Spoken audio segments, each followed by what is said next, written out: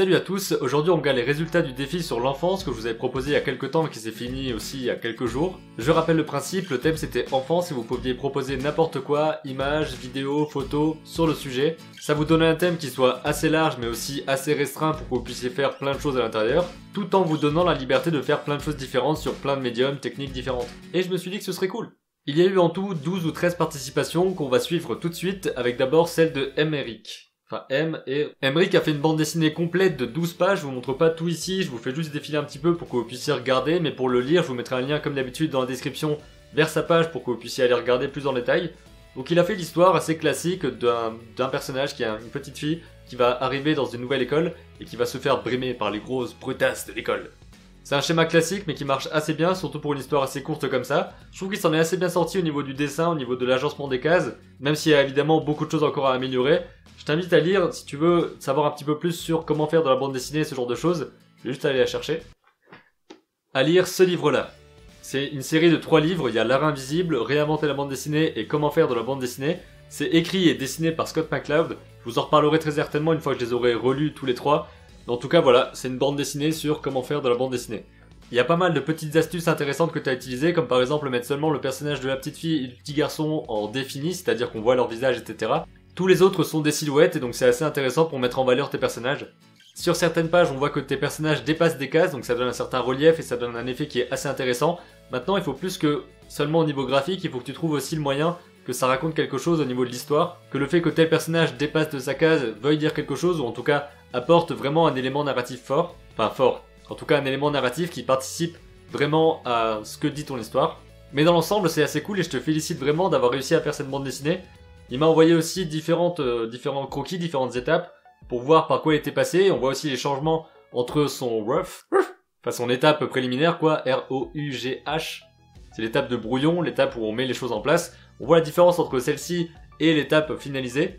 Par contre, je crois que t'as pris en photo au lieu de scanner, ça aurait été plus intéressant et surtout mieux pour lire que ce soit scanné, parce que là on voit qu'il y a les plis des pages, ou alors tu vas peut-être scanner mais en mettant les niveaux peut-être pas correctement. Il y a des réglages à faire lorsque vous scannez quelque chose pour que les blancs ressortent bien blancs. Vous pouvez aussi modifier ça ensuite sur GIMP ou sur Photoshop pour un petit peu nettoyer tout ça et permettre de voir mieux le contraste entre le noir et le blanc. Parce que ici tout ressort un petit peu gris, donc je sais pas si c'était voulu ou pas, et je pense que c'est dû à la qualité de ton scan ou de ta photo. C'est le genre de choses à prendre en compte pour les prochaines fois, mais en tout cas bravo pour ce que tu as fait. C'est vraiment cool d'avoir participé au défi, et maintenant on passe à la personne suivante.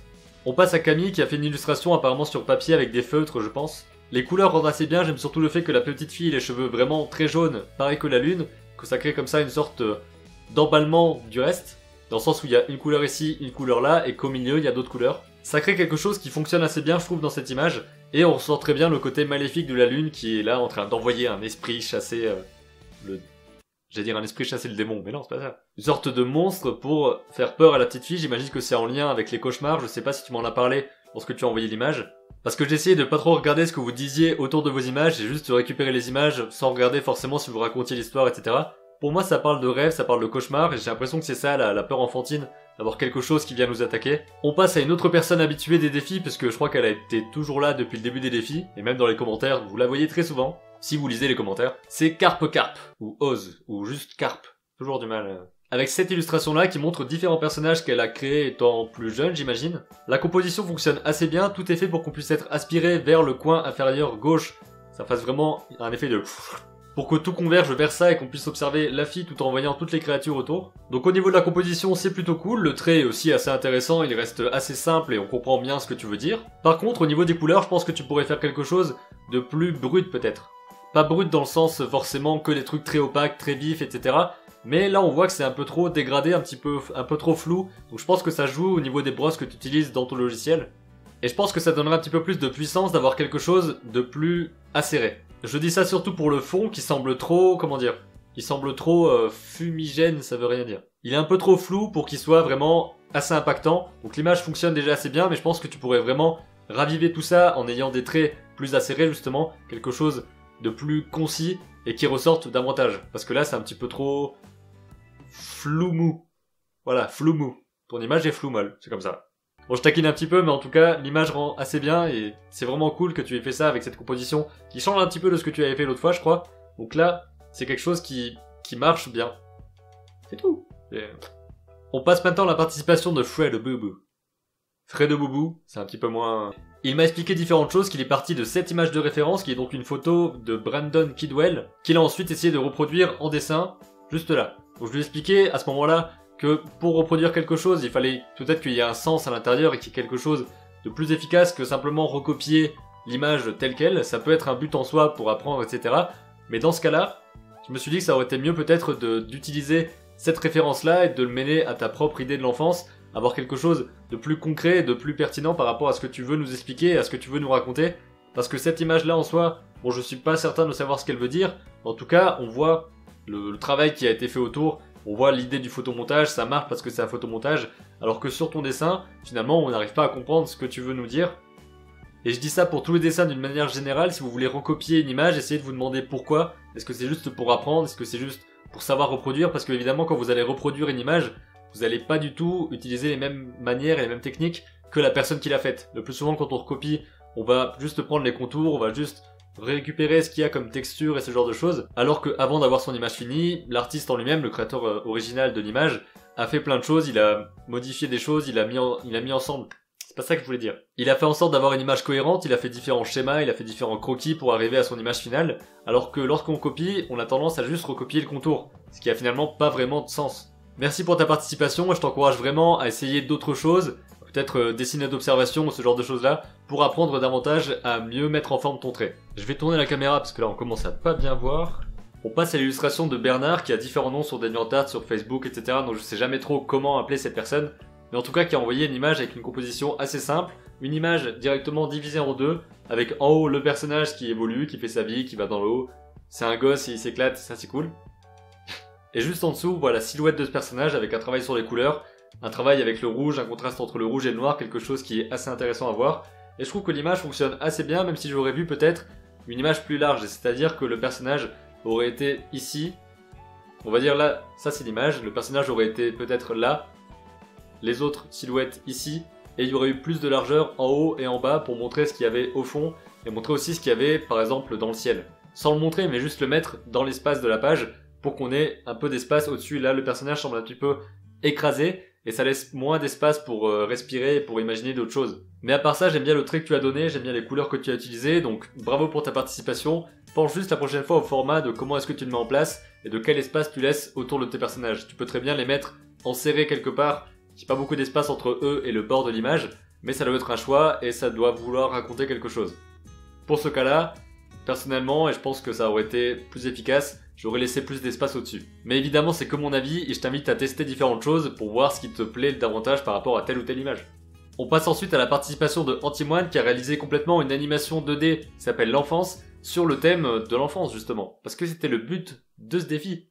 Alors déjà, bravo pour ton animation, tu es le seul qui a envoyé une animation complète en 2D qui dure 2 minutes et qui a vraiment une histoire à l'intérieur, etc. Donc c'est vraiment super cool parce que justement je vous avais demandé de faire différentes choses, de faire ce que vous voulez et pour la plupart vous avez envoyé des images fixes.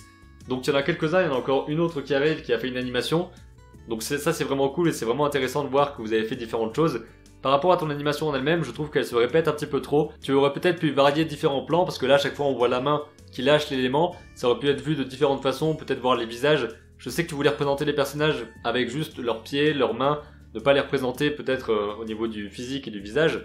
Mais par rapport à ça, je pense que ça aurait été mieux d'avoir peut-être des gros plans sur la main ou sur l'objet qui tombe, mais je sais pas parce que là c'est un petit peu répétitif. Et même si on voit que le personnage change, on a l'impression que c'est toujours un petit peu la même chose. Évidemment, comme c'est un format court, ça peut passer parce que la répétition ne dure pas si longtemps que ça. Mais je pense que mettre un petit peu de diversité, ça aurait permis d'avoir un effet qui rentre sûrement mieux dans ton idée. Bon, en tout cas, c'est vraiment cool d'avoir fait cette animation. Je me demande un petit peu comment est-ce que tu l'as faite, si tu as une vidéo peut-être qui montre comment est-ce que tu l'as faite, ou juste en commentaire laisser un petit quelque chose pour expliquer comment est-ce que tu as mis ça en place. Ce serait intéressant, mais en tout cas, bravo pour ta participation, et on passe à la suivante. On passe à la participation de Lucie Lassablière qui sur Facebook s'appelle l'atelier du cactus avec 8 images différentes avec différentes couleurs qui montrent l'évolution d'une relation entre deux personnages. Vous pouvez voir que chaque personnage a sa couleur, c'est assez bien défini, c'est assez facile à comprendre. On comprend aussi très parfaitement, on comprend aussi très facilement où elle veut en venir, quels sont les personnages, quelles sont leurs différentes personnalités ou en tout cas quel chemin ils prennent dans leur existence. Et ça se rejoint assez bien au niveau des couleurs, c'est assez intéressant à regarder, c'est assez bien fait aussi. Et on peut voir évidemment à la fin la rencontre des deux. C'est une histoire assez intéressante qui reste évidemment très simple mais qui est assez bien construite pour que ça reste cohérent et qu'on soit pris dans le truc, surtout au niveau des couleurs, au niveau du style graphique. J'aime assez la différence entre différentes couleurs que tu as utilisées et la façon dont tu les as agencées. Le fait de ne pas avoir mis leur regard, ça aurait pu être quelque chose qui met une distance et qu'on comprenne pas trop ce qu'ils ressentent, mais rien qu'avec leur pose, avec leur sourire, avec les couleurs autour, on arrive assez facilement, c'est vrai que je me suis assis facilement tout à l'heure, on arrive assez facilement à comprendre les différentes choses qui sont dans leur tête et comment est-ce qu'ils voient leur situation. On passe à l'image de Maurice le Malpeigné qui est assez flippante parce que c'est plein de différents éléments, on dirait que c'est une sorte de Monsieur Patate mais en mode glauque, avec cette sorte de personnage qui est complètement décomposé, donc je sais pas s'il est censé se recomposer après ou si c'est juste un personnage déstructuré, parce qu'il est assez flippant comme mec. Mais en tout cas, ça rend assez bien, je trouve. Le côté vertical de ton image fonctionne bien, parce que on a vraiment le... Et tous les éléments qui semblent flotter, on dirait que tout a éclaté. Donc c'est assez effrayant, un petit peu dérangeant, mais je trouve que ça rend assez bien. Le style reste très simple, on sent les coups de crayon qui sont là, on sent qu'il y a un côté assez intuitif dans ton image. Donc voilà, je trouve que c'est assez intéressant, j'aime bien aussi les couleurs qui restent pas forcément très pétantes, mais qui fonctionnent bien les unes avec les autres. Mais dans tous les cas, c'est assez flippant et dérangeant. Ensuite, l'image de Night Dushi qui est peut-être l'une de celles que je préfère le plus dans tout ce que j'ai vu jusqu'ici, par le côté très simple, par le côté très sobre aussi, on sent qu'il y a juste quelques coups de brush sur Photoshop ou n'importe quoi, mais en tout cas c'est fait sur ordinateur. Et je trouve qu'il y a quelque chose de très mystérieux qui se dégage de ça, avec la composition centrale, la lune au milieu, tac, la ligne qui traverse tout verticalement, le personnage juste en dessous de la lune dans à peu près les mêmes couleurs. Le dégradé des arbres, la petite touche de rouge-orange qui donne un côté lumineux, on sait pas trop d'où vient cette lumière.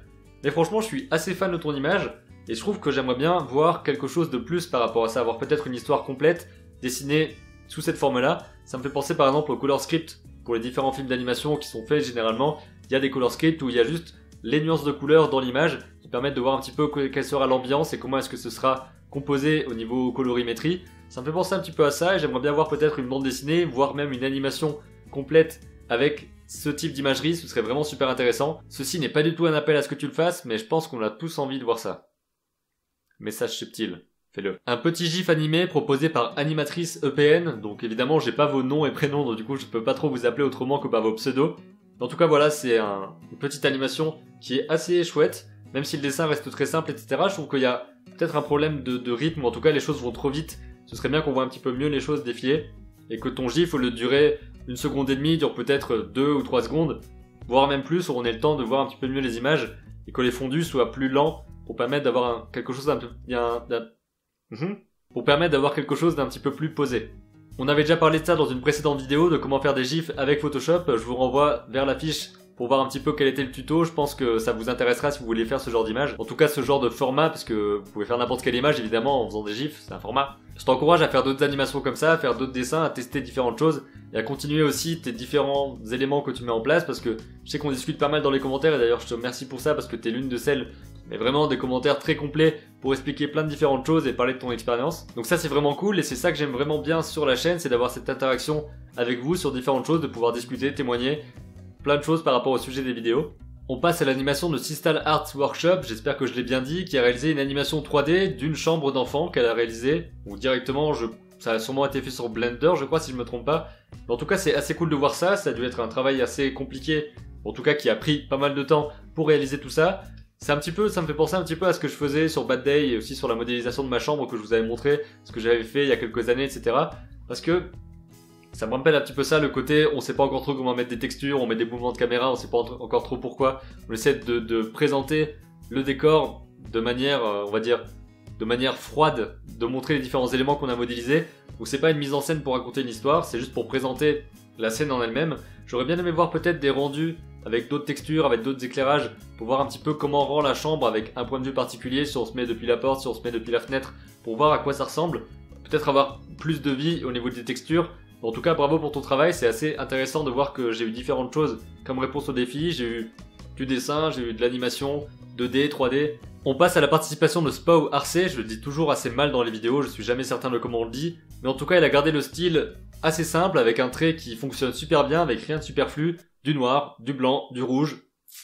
Donc voilà, c'est assez cool de voir ce petit garçon qui travaille avec des démons, qui est en train de les manipuler, etc. Et l'autre, il est derrière, sait pas trop s'il doit lui faire peur ou pas, et sait pas trop s'il y arrivera. Donc c'est une image qui fonctionne super bien. J'aime beaucoup aussi l'effet que tu l'as encadré de rouge, ça permet de l'isoler vraiment et d'avoir quelque chose qui pop quoi, vraiment le côté noir, rouge, blanc, ça fonctionne très bien parce qu'il y a vraiment un contraste qui fait que l'image est tout de suite lisible. Voilà, c'est clean, c'est propre, c'est sobre.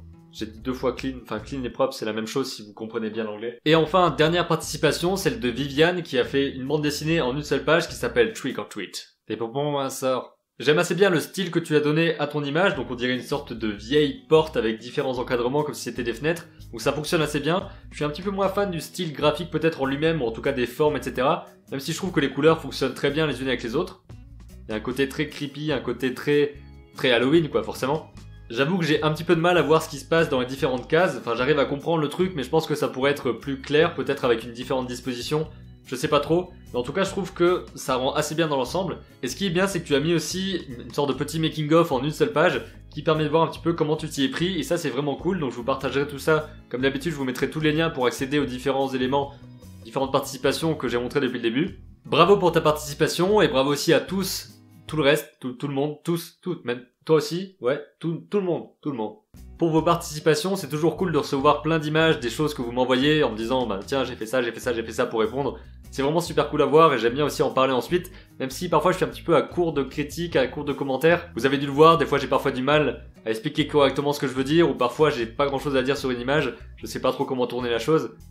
C'est pour ça aussi que je propose ces différents défis pour que vous puissiez faire des choses, les envoyer, les partager, et c'est vraiment le but. Il y aura bien sûr un autre défi d'ici peu de temps, je sais pas encore sur quel sujet, je verrai bien comment est-ce que je tourne la chose. Comme d'habitude, si vous avez des idées de défis, des choses où vous vous dites « ça c'est balèze, ça c'est un gros défi, les autres vont le faire avec moi ». N'hésitez pas à proposer ça dans les commentaires, à en discuter entre vous, on va trouver un thème qui pourrait être intéressant, peut-être aussi une technique qui sera différente de d'habitude. Et ça peut aussi être l'un de vous qui propose quelque chose et que les autres le fassent en même temps. Peut-être même moi, ça dépend, parce que... voilà, il y a plein de choses possibles, alors dites-moi tout ça dans les commentaires. En tout cas, j'espère que la vidéo vous a plu, que c'était ni trop court, ni trop long, ni trop fin, ni trop épais. Et que vous avez bien aimé participer à ce défi, que ça vous a appris au moins quelques petites choses. On se retrouve très vite pour une nouvelle vidéo, et d'ici là, comme d'habitude, créez vos images et racontez vos histoires.